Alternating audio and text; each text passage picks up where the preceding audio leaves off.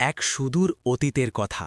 এক অনুপম সৌন্দর্যের রাজ্য ছিল, যার নাম ছিল নূরেস্থান, অর্থাৎ আলোকিত স্থান।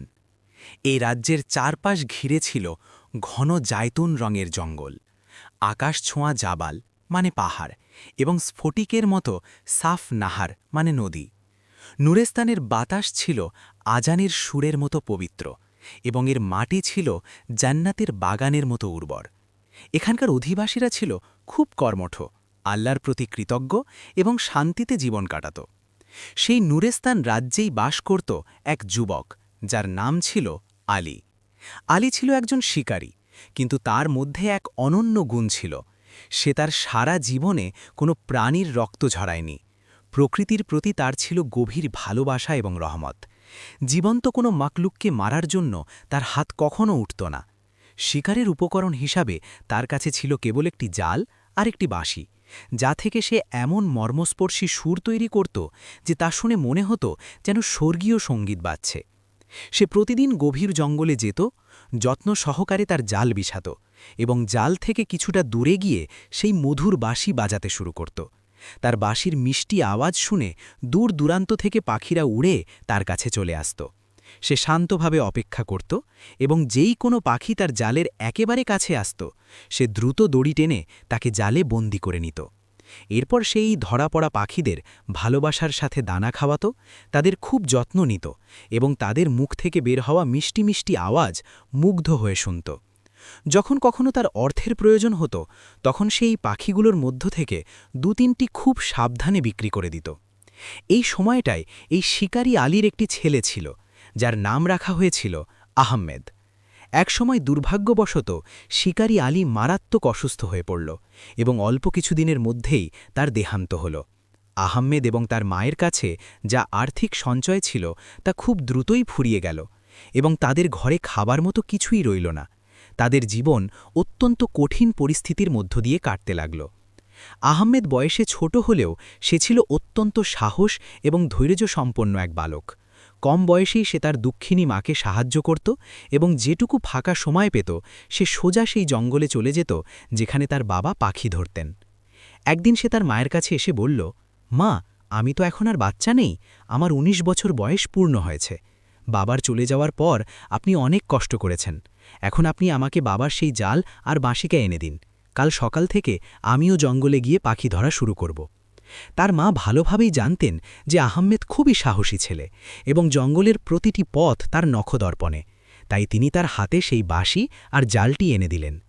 পরের দিন সকালে আহমেদ তাড়াতাড়ি ঘুম থেকে উঠল এবং জাবাল মানে পাহাড় সংলগ্ন সেই জঙ্গলের দিকে রওনা হল। তার মনে কোনো কিছুর ভয় ছিল না, বা তার এই চিন্তা ছিল না যে সে হয়তো রাস্তা ভুলে যাবে, কারণ সে জঙ্গলের প্রত্যেকটি গাছ এবং পথকে চিনত। আহমেদ জঙ্গলের অনেক দূর পর্যন্ত চলে গেল, এবং তার বাবার সেই মধুর বাঁশি বাজাতে শুরু করল। কিন্তু সারা দিন ধরে চেষ্টা করেও একটি পাখিও তার পাতিজালে ধরা পড়ল না। অবশেষে যখন জঙ্গলে মাগরিবের অন্ধকার ঘনিয়ে এলো, তখন সে খুব ক্লান্ত এবং খালি হাতে বাড়ি ফিরে এলো। তার মা আগেই জানতেন যে এমনটাই ঘটবে। পাখি ধরা এত সহজ কাজ নয় যে কেউ একটি দিনেই এই কাজ শিখে নেবে। তিনি তার ছেলেকে আদর করে সান্ত্বনা দিলেন, এবং খুব স্নেহের সাথে বোঝালেন, বাবা, তোমার বাবাও তো সঙ্গে সঙ্গেই পাখি ধরার কাজে পারদর্শী হয়ে যাননি। এই কাজ ভালোভাবে শিখতে তোমার এখনও অনেক বেশি পরিশ্রম করতে হবে। আহমেদ সহজে হাল ছাড়ার পাত্র ছিল না। সে তার দৃঢ় মনোবল নিয়ে এই কাজটি অব্যাহত রাখল। শেষমেশ ধীরে ধীরে সে সেই বাঁশির উপর খুব সুন্দর সুর বাজানো, পাখিদের চোখ থেকে নিজেকে লুকানো, এবং বিন্দুমাত্র নড়াচড়া না করে দীর্ঘ সময় ধরে ধৈর্য নিয়ে বসে থাকার কৌশলটি আয়ত্ত করে নিল। আর এবার পাখিও তার পাতানো জালে ধরা পড়তে শুরু করল। একদিন তার জালে একটি অত্যন্ত অদ্ভুত এবং অসাধারণ জাদুকরী পাখি ধরা পড়ল। এর ডানাগুলো ছিল ৩টি জাদুকরী রঙের, সোনার মতো সোনালি, রূপার মতো রূপালি, এবং নীল আকাশের মতো নীল। সে খুশি মনে বাড়ি এলো এবং এই পাখিটিকে একটি খাঁচার মধ্যে বন্দি করে রাখল। পরের দিন সকালে যখন সে ঘুম থেকে উঠল, তখন সে এই দৃশ্য দেখে হতবাক হয়ে গেল। এই পাখিটি একটি খুব সুন্দর ডিম পেড়েছে। সেই ডিমটিও ছিল সেই ৩টি জাদুকরী রঙের, সোনালি, রূপালি এবং নীল। আহমেদ চিন্তা করল যে এই ডিমটিকে বাজারে নিয়ে গিয়ে বিক্রি করে দেওয়া উচিত, যাতে কিছু অর্থ তার হাতে আসে। যখন সে সেই রঙিন ডিমটি নিয়ে বাজারে পৌঁছল তখন তাকে একজন দোকানদার দেখতে পেল। এই দোকানদার ছিল খুব ধূর্ত এবং লোভী, যার নাম ছিল মানসুর। তার প্রধান কাজই ছিল দরিদ্র মানুষদের ঠকানো এবং সস্তা জিনিস বেশি দামে বিক্রি করা। মনসুর আলীর হাতে সেই রঙিন ডিমটি দেখেই সাথে সাথে চিৎকার দিয়ে ডাক দিল, আরে শোনো, এর দাম কত? আহমেদ ভাবল যে লোকটি খুব বড় ব্যবসায়ী। তার চালাকি এবং লোভ আন্দাজ করে আহমেদ বলল, হ্যাঁ, এর দাম 10 দিরহাম। আহমেদ আশ্চর্য হয়ে গেল যে চালাক দোকানদার একবারও এই ডিমের দাম কমানোর চেষ্টা না করে তাকে 10 দিরহাম দিয়েই ডিমটি কিনে নিল। আহমেদ বাজার থেকে প্রয়োজনীয় জিনিসপত্র কিনল এবং বাড়ি ফিরে এলো। পরের দিন সকালে সে দেখল যে পাখিটি আবারও ঠিক তেমনই একটি রঙিন ডিম দিয়েছে। এই ডিমটিও সে একই চালাক দোকানদার মানসুরের কাছে বিক্রি করে দিল। এইভাবেই সেই জাদুকরী পাখিটি প্রতিদিন একটি সুন্দর এবং রঙিন ডিম দিত এবং আহমেদ তা বিক্রি করে দিত। একদিন আহমেদের মনে এই ধারণাটি এলো যে এই চালাক দোকানদার এত দামি ডিম কিনে আসলে কি করে। নিশ্চয়ই সে এই ডিমটিকে আরও অনেক বেশি দামে অন্য কোথাও বিক্রি করে। এই ভেবে একদিন সে দোকানদারের পিছু নিল। দোকানদার মনসুর ডিমটি কিনে সোজা রাজপ্রাসাদে পৌঁছল এবং আহমেদ বুঝতে পারল যে সে আসলে প্রতিদিন তার কাছ থেকে সস্তায় ডিমটি কিনে নিয়ে এসে রাজার কাছে অনেক বেশি দামে বিক্রি করে যায়। আহমেদ ভাবল যে তাহলে কেন না সে নিজে ডিম নিয়ে সরাসরি রাজার কাছে যায় এবং আরও বেশি টাকা অর্জন করে। সে ঠিক এমনটাই করল। রাজা তাকে একটি ডিমের জন্য 100 দিরহাম দিলেন। যখন চালাক দোকানদার মনসুর দেখতে পেল যে আহমেদ এখন আর তাকে ডিম বিক্রি করে না, বরং সোজা রাজপ্রাসাদে গিয়ে রাজাকে বিক্রি করে আসে, তখন তার খুব রাগ হল। আহমেদকে উপযুক্ত শিক্ষা দেওয়ার জন্য সে একদিন রাজার কাছে গেল এবং বলল, মহারাজ, আপনি আহমেদের কাছ থেকে এত দামি ডিম কেন কেনেন? এই ডিমগুলো তো আপনি একেবারে বিনামূল্যে পেতে পারেন। আহমেদের কাছে একটি অদ্ভুত এবং সুন্দর জাদুকরী পাখি আছে যা এই ডিমগুলো দেয়। আপনি যদি তার কাছ থেকে এই পাখিটি জোর করে নিয়ে নেন, তবে আপনার কাছে ডিম এবং পাখি দুটোই বিনামূল্যে চলে আসবে। রাজা সাথে সাথেই আদেশ দিলেন, পাখিটিকে এক্ষুনি ধরে নিয়ে এসো। আহমেদ বুঝতে পারল যে এটা চালাক দোকানদার মনসুরেরই ষড়যন্ত্র, কারণ রাজা এত বোকা ছিলেন যে তিনি কখনো ভাবতেই পারেননি যে ডিমগুলো কোথা থেকে আসে। কিন্তু সে অসহায় ছিল, কারণ রাজার আদেশ অমান্য করলে তাকে কঠোর শাস্তিও পেতে হতে পারত। আহমেদ তার জাদুকরী পাখিটি রাজাকে দিয়ে দিল, কিন্তু সে হিম্মত হারাল না। সে তার প্রিয় বাঁশি এবং জাল হাতে নিল এবং জঙ্গলের উদ্দেশ্যে রওনা হল। সে এমন মনোমুগ্ধকর বাঁশি বাজালো যে জঙ্গলের প্রত্যেকটি কোণ থেকে পাখি বেরিয়ে এসে তার কাছে আসতে লাগল। তার জালে কখনো শুকুর অর্থাৎ একটি পাখি ধরা পড়ত, কখনো হমাম অর্থাৎ ঘুঘু, তো কখনো বুলবুল। এদের বিক্রি করে মা ছেলে দুজন আবার খুশি খুশি জীবন কাটাতে লাগল। আহমেদ পুরো শহরে বিখ্যাত হয়ে গেল। যখন কারো কোনো পাখি পোষার শখ হতো, তারা আহমেদের কাছে আসত এবং তার কাছ থেকে পছন্দের পাখি কিনে নিয়ে যেত। চালাক দোকানদার মনসুর এটা দেখে আহমেদকে বলল, এই পাখিগুলো তুমি আমার কাছে বিক্রি করো। আহমেদ বুঝতে পারল যে সে তার কাছ থেকে পাখি সস্তায় কিনে নিয়ে সাধারণ লোকেদের কাছে বেশি দামে বিক্রি করবে, তাই সে মনা করে দিল। চালাক দোকানদারের খুব রাগ হল। সে আবার রাজার কাছে গেল এবং তাকে বলল, মহারাজ, আপনি জাদুকরী পাখিটি আহমেদের কাছ থেকে নিয়েছিলেন। সে একা থাকার কারণে খুব মন খারাপ করে আছে। আপনি আহমেদকে বলুন যে সে ঠিক তেমনই আরও একটি পাখি ধরে আনুক, যাতে আপনার পাখিটি তার সাথীর সাথে সুখে থাকতে পারে। রাজার মাথায় বুদ্ধি খুব কম ছিল। তিনি ভাবলেন যে দোকানদার ঠিকই বলছে। তিনি আহমেদকে ডেকে পাঠালেন এবং তাকে কঠোর আদেশ দিলেন, আমার পাখির সাথী ঠিক তেমনই আরও একটি পাখি ধরে নিয়ে এসো, না হলে তোমার জীবনে সুখ থাকবে না। আহমেদ কিছু বলার চেষ্টা করেছিল, কিন্তু রাজা বললেন, আমি একটি শব্দও শুনতে চাই না। আমি তোমাকে 30 দিনের সময় দিচ্ছি। যদি 30 দিনের মধ্যে তুমি ঠিক তেমনই একটি পাখি না আনো, তবে তোমাকে মৃত্যুদণ্ড দেওয়া হবে। আহমেদ বিচলিত হল, কিন্তু সে সাহস রাখল এবং তার বাঁশি এবং জাল নিয়ে জঙ্গলে পৌঁছে গেল। সে দিনরাত এক করে দিল। এমন অদ্ভুত এবং সুন্দর জাদুকরী পাখি সে কোথায় পেত? কিন্তু তার পরিশ্রম ঠিকই ফল দিল এবং অবশেষে তার জালে ঠিক তেমনই আরও একটি জাদুকরী পাখি ধরা পড়ল। আহমেদ পাখিটি ধরল এবং নিয়ে গিয়ে রাজাকে দিয়ে দিল। রাজা পাখিটি গ্রহণ করলেন, কিন্তু তাকে 1 পয়সাও দিলেন না। আহমেদ বুঝতে পারল যে রাজাও দোকানদারের মতোই। পার্থক্য শুধু এই যে দোকানদার চালাক আর রাজা বোকা। রাজা তো পাখি নিয়ে খুশি হয়ে গেলেন, কিন্তু চালাক দোকানদার মনোহরের খুব রাগ হল। সে জানত যে আহমেদ খুব সাহসী, পরিশ্রমী এবং বুদ্ধিমান ছেলে। সে নিশ্চয়ই একদিনের প্রতিশোধ নেবে। তার ধারণা ছিল যে আহমেদ দ্বিতীয় পাখিটি আনতে পারবে না এবং রাজা তাকে মেরে ফেলবেন। কিন্তু এখন তার ভয় হতে লাগল যে কোথাও আহমেদ তাকে কোনো বিপদে না ফেলে দেয়। এই জন্য সে আহমেদকে ফাঁসানোর আরও একটি কৌশল চিন্তা করল। সে রাজার কাছে পৌঁছল এবং বলতে লাগল, মহারাজ, আপনি হয়তো জানেন না যে যে জাদুকরী পাখি আহমেদ আপনাকে এনে দেয় তাদের প্রাণ একটি ফুলেতে লুকানো আছে। রাজা জিজ্ঞেস করলেন, সেটা কিভাবে? দোকানদার মনসুর বলল, আমি বৃদ্ধদের এবং জ্ঞানী পণ্ডিতদের কাছ থেকে শুনেছি যে এই পাখিগুলো বছরে একবার নীলুফার অর্থাৎ পদ্ম ফুল অবশ্যই শোঁকে। যদি তারা সেই ফুলটি শুকতে না পায় তবে তারা মরে যায়, এবং এই ফুলগুলো জঙ্গলি দানব ইবলিসের বাগানে জন্মায়। রাজা বললেন, কিন্তু আমাদের কাছে এই ফুলগুলো কোথা থেকে আসবে?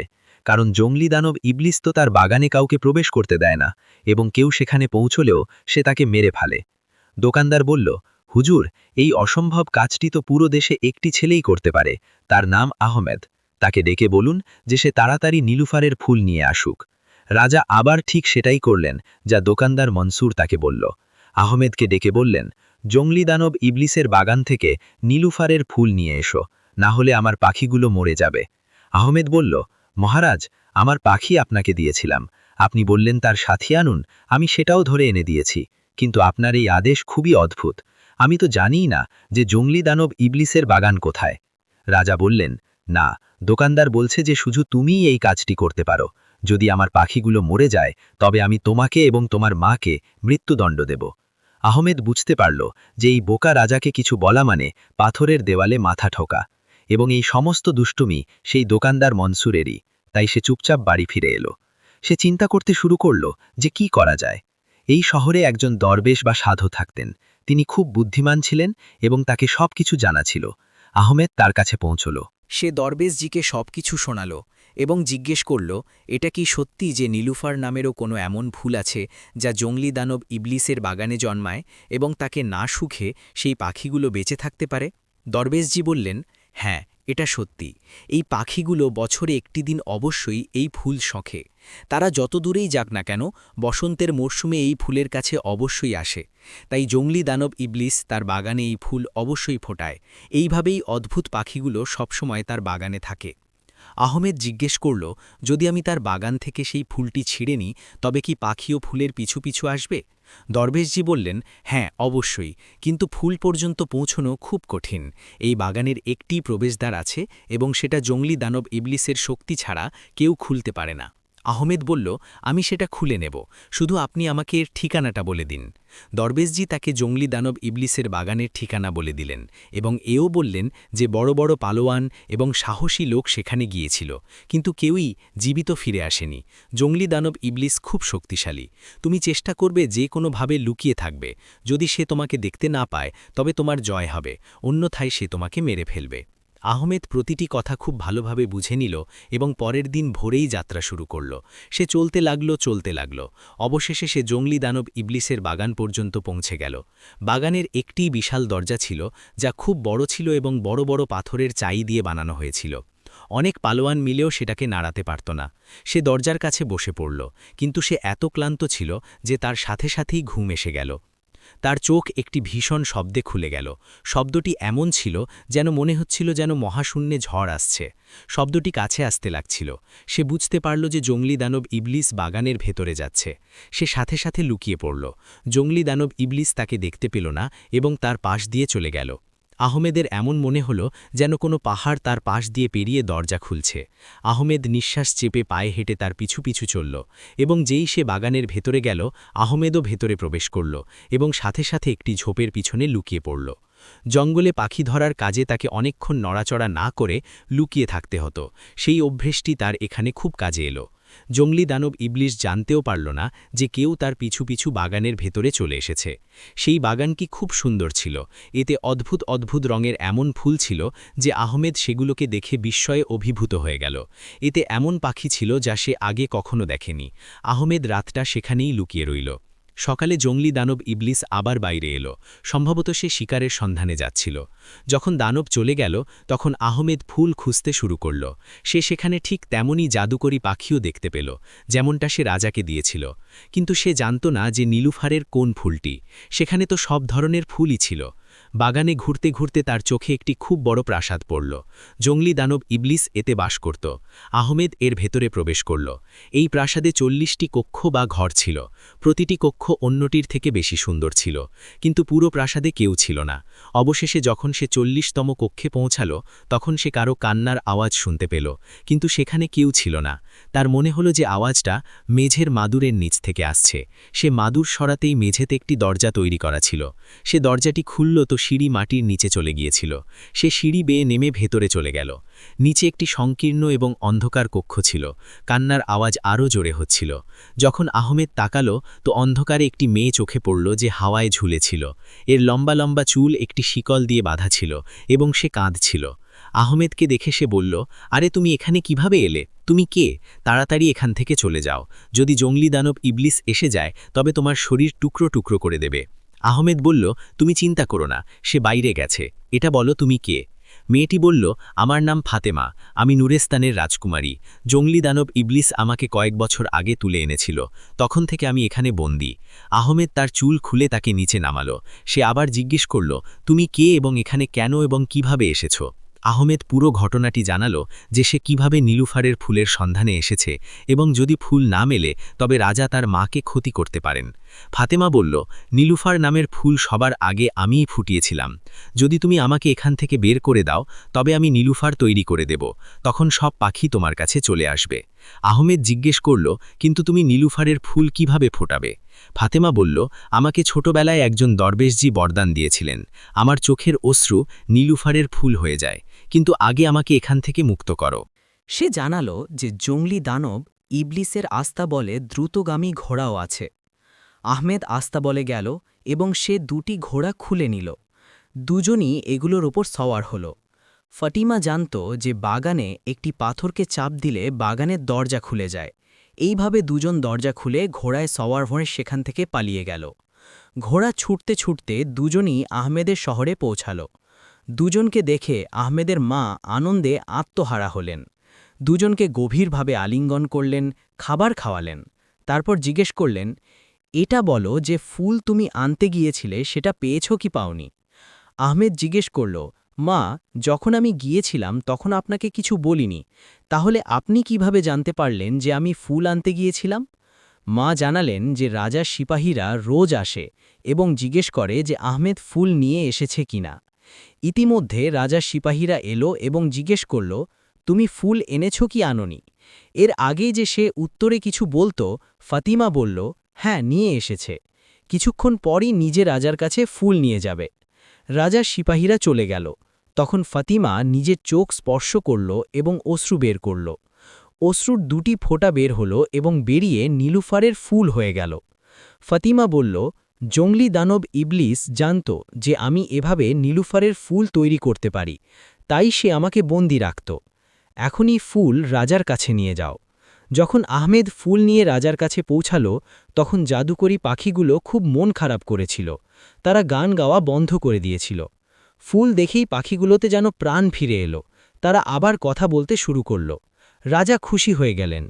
কিন্তু চালাক দোকানদার মনসুর এটা দেখে হিংসায় জ্বলে গেল যে আহমেদ সফল হয়েছে। সে রাজাকে বলল, মহারাজ, এই ফুলগুলো তো শুকিয়ে যাবে, কারণ এগুলো তো গাছে লাগানো নেই। আহমেদকে বলুন যে সে গাছ নিয়ে আসুক, যাতে ফুল লাগানো আছে। রাজা বললেন, এ ঠিক বলছে।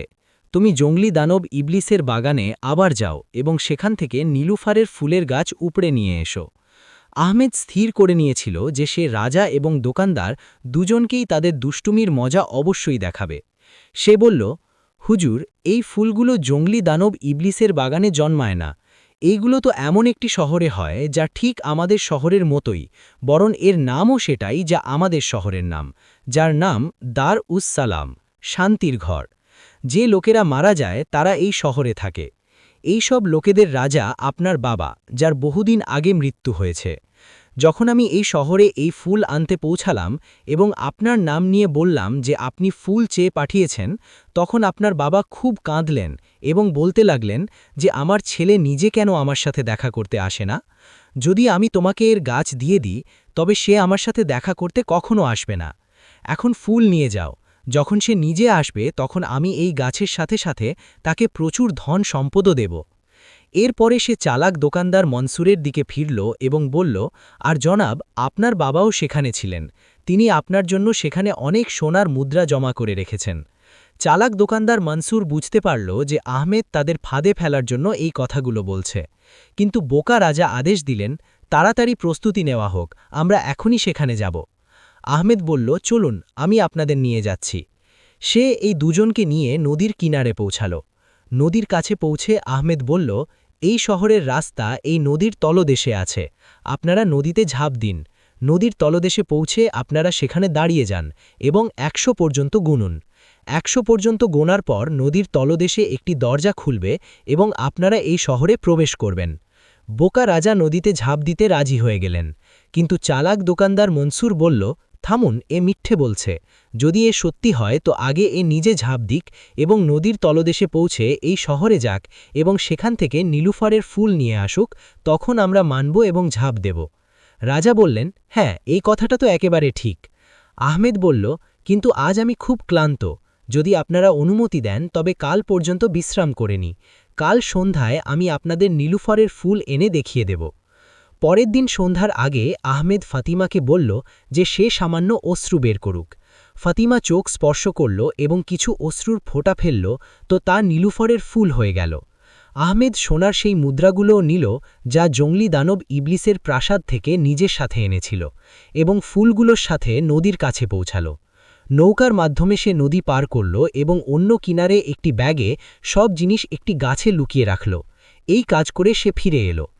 পরের দিন সন্ধ্যায় সবাই নদীর কিনারে জড়ো হল।